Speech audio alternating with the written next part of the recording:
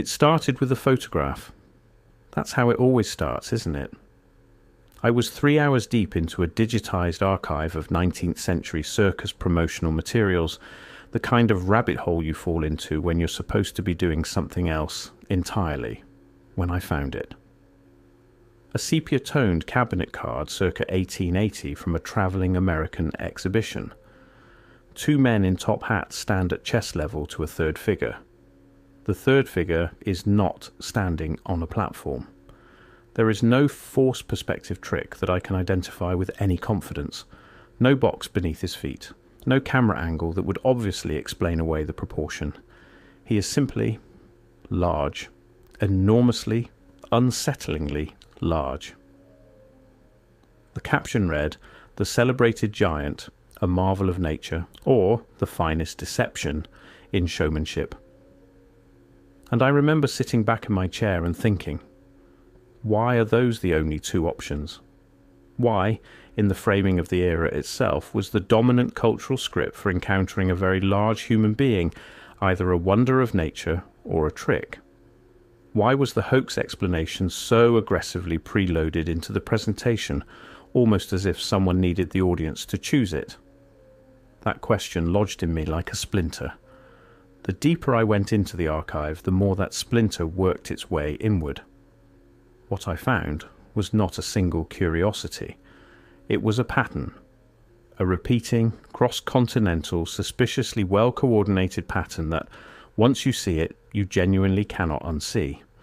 We are told, and we largely accept without scrutiny, that the 19th century circus was a celebration of the exotic, the unusual, and the theatrical.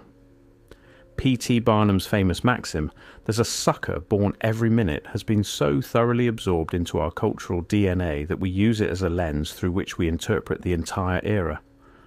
The period was one of showmanship, of deception, of willing suspension of disbelief. That framing is useful, perhaps too useful. Because here is what it accomplishes. It creates a totalizing interpretive framework in which anything encountered within the context of a circus exhibition is, by definition, suspect, staged, performative, the product of padding, stilts, camera tricks, and the gullibility of crowds. The circus was the era's designated space of acceptable unreality. And anything placed inside that space, any body, any claim, any apparently anomalous human form, gets automatically laundered through that framework. Not examined, not documented by independent observers with any rigour, not measured with any transparent methodology. Simply labelled, exhibited, and then, when the tour ended, quietly packed away. This raises a simple but critical question. If you needed to display something real, something whose reality was inconvenient, whose existence disrupted a particular narrative about what humanity was and had recently been, where would you put it? Where would you place it so that curious eyes could see it, so that complete suppression became unnecessary, but so that its implications could be safely neutered? You would put it in the circus. You would call it a wonder or a hoax and let the crowd decide. And the crowd, primed by decades of Barnum-esque showmanship, would almost always choose the hoax. Every time. Let's talk about the giants themselves. Not the legend, not the mythology, but the documented, advertised, receipted, and toured individuals who appeared under circus and travelling exhibition banners across North America and Europe during roughly the 1850s through the 1910s. The names given to them are worth pausing on.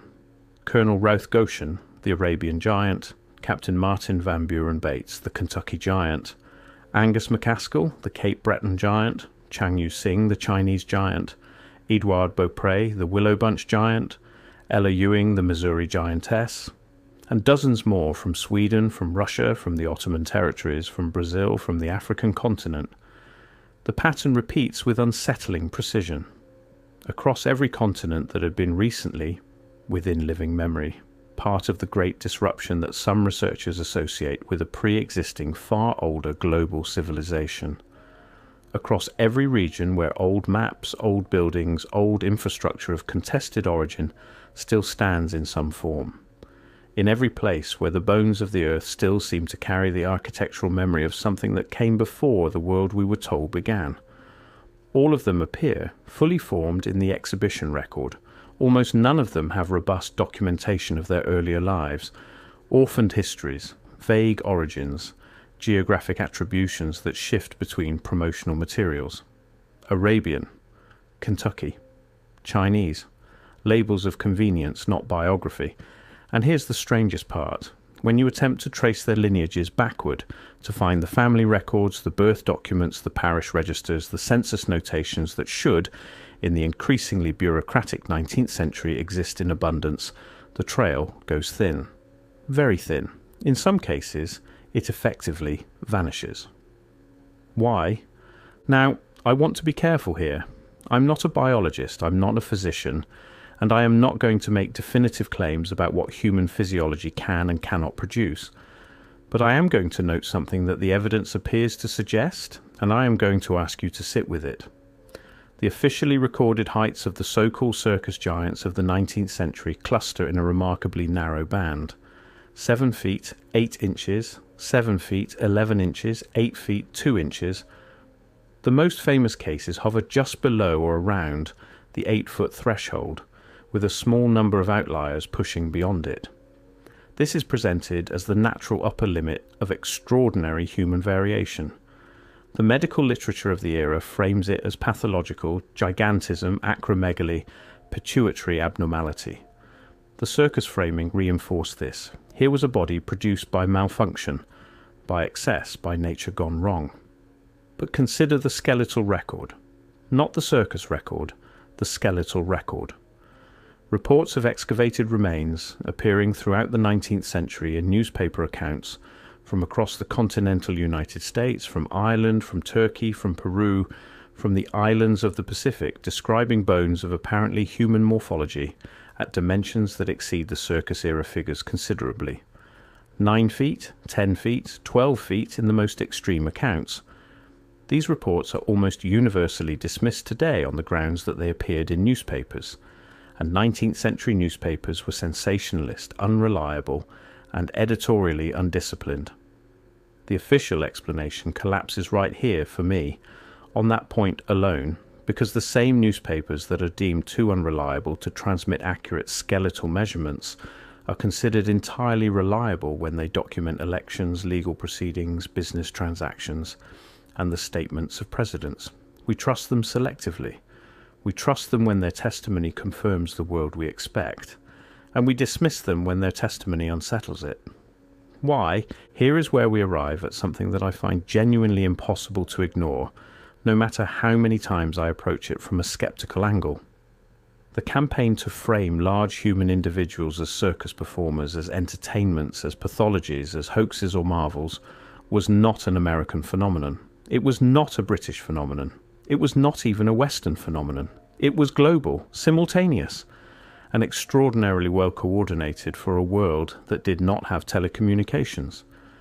In the 1860s and 1870s, while Barnum's exhibitions were establishing the interpretive template in the northeastern United States, travelling exhibitions with strikingly similar framing were operating in France, in the German states, in the Russian Empire, in the Ottoman capital, in Calcutta, in Shanghai, in Cape Town, and in the cities of South America. Different languages, different promotional traditions, different cultural contexts for spectacle and wonder, and yet the same essential message, reproduced across all of them. This large person is either a natural aberration or an elaborate deception. Choose one. Move along. Not an organized movement, not a conspiracy with named architects, not a coordinated campaign with a paper trail, but a cultural convergence so uniform, so simultaneous, so consistent in its core logic that it demands an explanation. Think carefully about what global coordination in the 19th century actually required. You needed transportation networks, you needed communication infrastructure, you needed institutions, press organizations, scientific societies, governmental bodies willing to adopt and amplify a consistent framework. And you needed all of that to happen organically and spontaneously across cultures that were simultaneously engaged in massive geopolitical conflict with one another. Does that seem more plausible to you than the alternative? That there was something, not a conspiracy, but a shared institutional interest, a shared epistemological need, in making certain kinds of bodies legible only as entertainment. I want to approach this carefully, because this is where the territory becomes most contested, and where intellectual rigour matters most. There is a growing body of researchers working outside of academic institutions, largely self-funded, largely dismissed, who propose that the civilization we call Tartaria, which appears on European maps with striking prominence from the 16th through the early 19th centuries before abruptly vanishing from cartographic and historical consciousness, was not simply a geographic designation for the steppe regions of Central Asia. They propose, with varying degrees of evidence and varying degrees of interpretive restraint, that it was the vestige of something older, a civilization of different scale, different proportion, whose physical infrastructure, the wide corridors, the grand arches, the enormous doorways, the strikingly high ceilings of buildings, we are now told, were constructed by relatively recent populations for entirely conventional purposes, was built for bodies that were not the same as ours. I am not going to tell you that this is true. I am going to ask you to look at the evidence they've assembled and ask yourself whether the official explanation that all of those doors and ceilings and arches were simply aesthetic choices, expressions of ambition, monuments to ego, fully satisfies you. And I am going to ask you to hold that question alongside the circus record. Because here is what the evidence appears to suggest when you lay them next to each other. In the same decades during which the last of the old architectural world was being demolished, remodelled, or absorbed into new institutional use, roughly 1820 through 1910, a wave of unusually large human individuals appeared in the public record, were immediately absorbed into the entertainment infrastructure, and were systematically framed as either pathological or theatrical. Not political refugees, not living representatives of a displaced people, not the inheritors of a physical tradition from a different era of human history. Freaks or fakes. This is the part that quiets the room. Several of the documented circus giants of the 19th century died in institutional or exhibition, custody, and their remains were retained, not returned to families, not interred with the dignity extended to ordinary citizens. Retained, Edouard Beaupré, the Willow Bunch giant, died in 1904. His body was displayed in a travelling exhibition for years after his death. It was eventually acquired by a university where it remained as a specimen for decades. His family's requests for the return of his remains for proper burial were not honoured for the better part of a century. A university held a dead man's body, a man of unusual physical proportions, as a scientific specimen for a century. I want to ask you directly, what were they studying? What question did his body answer that required continuous possession? What was it about his physical form that made institutional retention preferable to burial? The silence that surrounds these questions is not the silence of incomplete record-keeping. It is a specific shaped silence, the kind that forms around something that certain institutions have collectively decided not to discuss. Once you sense it, that silence becomes its own kind of evidence. Before photography was standardized, before studio conventions became rigidly established, a window existed, roughly 1845 to 1875, during which photographic subjects were captured with relative consistency of scale. The technology was new enough that systematic distortion for commercial purposes had not yet become standard practice. The conventions of trick photography were being invented in real time, and their signatures are often, to a trained eye, detectable. In this window, the photographic record of large human individuals is striking. There are images, I have spent considerable time with them, in which the proportional relationships between subjects are not easily explained by any combination of perspective, platform, footwear, or lens distortion that I have been able to identify. where the geometry of the image simply resists the hoax interpretation. Not in every case, not uniformly, but in enough cases, with enough regularity that the question will not resolve cleanly. And in almost every case, these images were produced for or acquired by Circus Promotion, which means they enter the archive already pre-labelled, already interpreted for us. The caption tells us how to see, and we see accordingly. What would we find, I wonder, if we stripped the captions away?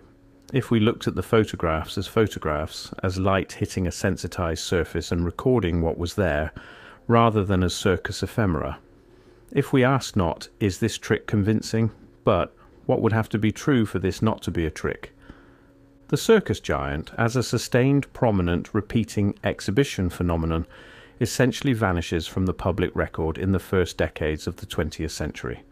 Not immediately, not all at once, but with a rapidity that is, I think, worth noting.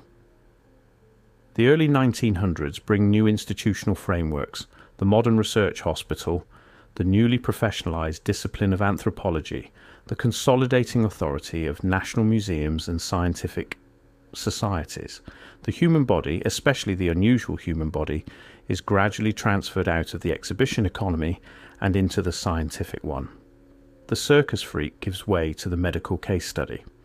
And in that transition, something closes.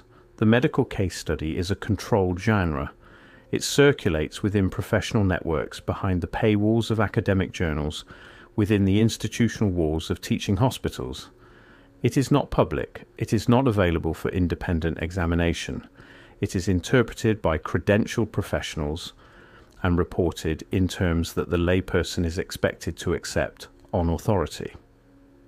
Was this transition a natural evolution of scientific practice? Perhaps, probably in many ways, yes. But I want you to notice what it accomplished. It moved the anomalous body from the public gaze to the professional gaze. It replaced the ambiguity of the circus, hoax, or wonder with the closed certainty of the diagnosis. Pituitary dysfunction, endocrine abnormality, case closed, and the photographs went into private collections. The skeletal remains went into storage. The promotional materials were acquired by specialist archives with limited public access. And the people themselves, the living memory of what they had been, of where they had come from, of whether they had stories to tell about their origins that did not match the promotional labels, were gone. Not hidden, not suppressed, simply allowed to become unreachable. I began this investigation skeptical. I remained skeptical of easy answers, of tidy narratives, of the temptation to replace one closed system of explanation with another. But I no longer find the official explanation sufficient. The official explanation that the circus giants were a mixture of genuinely tall individuals with medical conditions and elaborate theatrical hoaxes, all of it absorbed into the entertainment culture of a credulous era, does not account for the consistency of the framing across cultures that had no mechanism of coordination. It does not account for the thinning of biographical records at the precise point where they should be thickest. It does not account for the institutional retention of physical remains, or the migration of anomalous bodies from public exhibition to closed professional custody at exactly the moment when the old world's architecture was being most aggressively demolished and reclassified. It does not account for the fact that the people described in the promotional literature of their own era as the most extraordinary human specimens of the age, individuals whose existence, if taken at face value, would demand a profound revision of our understanding of recent human history, were systematically placed in a context designed to make them unbelievable. Not executed, not imprisoned, not simply hidden, made unbelievable. There is a particular kind of erasure that does not require destruction. It requires only recontextualization. Place the evidence where it will be seen, but frame it so that no one will credit what they're seeing. The circus was, in this reading, not a celebration of the strange. It was a managed disclosure, a space where the otherwise unmanageable could be contained within the safe category of entertainment. And here is the question I keep returning to, the one that will not leave me at 3 a.m. when the archive is open. and the photographs are spread across my screen. If these individuals were simply tall people with medical conditions, if their proportions were pathological, their heights explicable, their bodies entirely consistent with the world, as we understand it, why did the institutions of the era work so hard to ensure that we would never quite believe them? What exactly were we being protected from believing? The evidence does not answer that question. Not fully. Not yet. But the question itself, its shape, its persistence, its refusal to be dissolved by the official narrative, feels like the most important thing I've found in this archive. More important than any single photograph. More important than any measurement. The question that was never supposed to be asked.